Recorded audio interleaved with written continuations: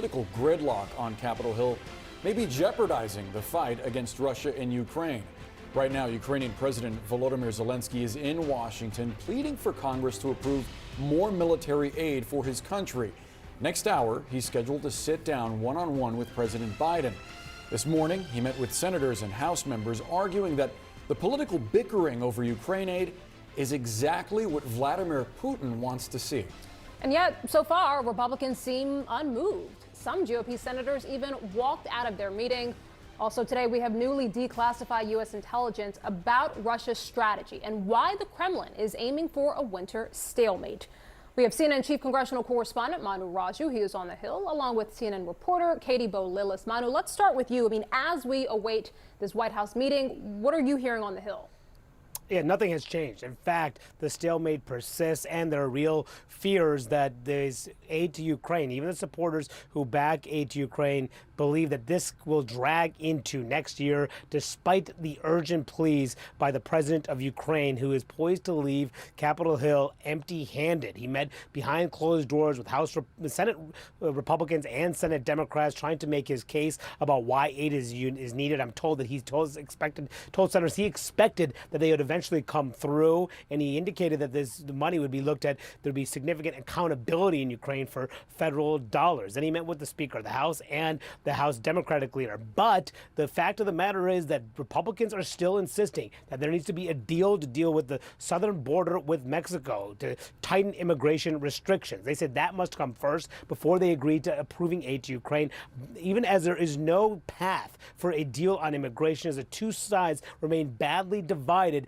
Something that even staunch supporters of Ukraine aid, like Senator Mitt Romney, indicated must be dealt with first, immigration, before there's a deal on Ukraine. Reality is that the House is not going to take up a Ukraine bill unless it includes securing the border to the level that existed under the three prior presidents. When people elect a Republican majority in the House, you have to listen to what they have to say. Are you concerned that if there's no money, Ukraine could lose the war to Russia? Well, that's always been a big possibility the whole time. I mean, I've never thought they could win to begin with, especially the way we eased into it. What are the implications that if Russia wins? Are you worried about the implications if Russia wins?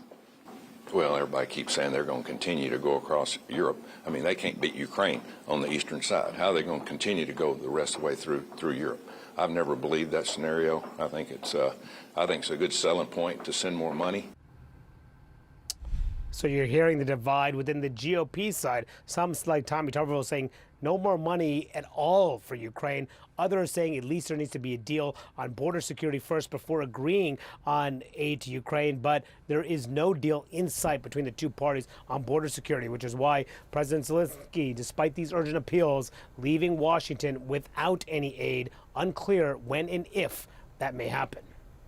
Guys. Manu, thank you so much for the update. We want to bring in Katie Lillis now because, Katie, you have some new reporting on this declassified intelligence report that was provided to members of Congress, and it's really providing startling details about Russia's losses on the battlefield. Yeah, some pretty staggering numbers here, Boris. This intelligence assessment provided to Congress yesterday reports, and I'm going to give you some of these figures, reports that of the 360,000 troops that Russia sent into Ukraine initially and that made up their entire standing ground force prior to the invasion, of those, 315,000 have been lost on the battlefield. That's an 87% loss of Russia's standing ground forces before the invasion. Now, look, important to understand that Russia has been able to defray these losses. They have been able to lean on, for example, the Wagner Group with some of their convict fighters. They have also launched a number of conscriptions and mobilizations to try to sort of throw more bodies at this fight. So they have been able to defray some of these losses.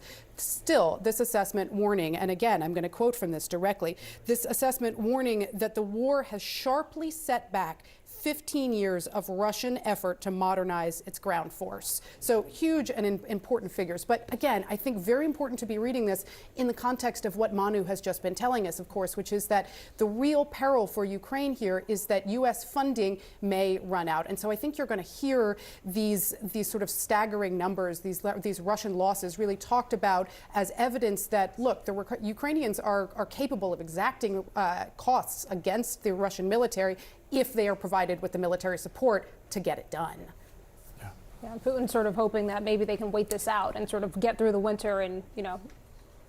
That's exactly right. I think one of the other things that you are seeing the intelligence community here in the United States watch very carefully is sort of the way Vladimir Putin is thinking about, you know, the next 12 months or the next 2 years. And right now, the belief is that Putin believes that he can essentially outweight the West, right? That he's going to be able to sort of take advantage of this kind of moment in which there are some real divisions in the domestic politics in the United States, and sort of public opinion seems to be kind of in flux about supporting Ukraine, right? And so I think for Putin, there's a real kind of benefit to, let's just sit back, let's wait, let's see if the United States will get tired of this. Katie Bo Lillis, thank you.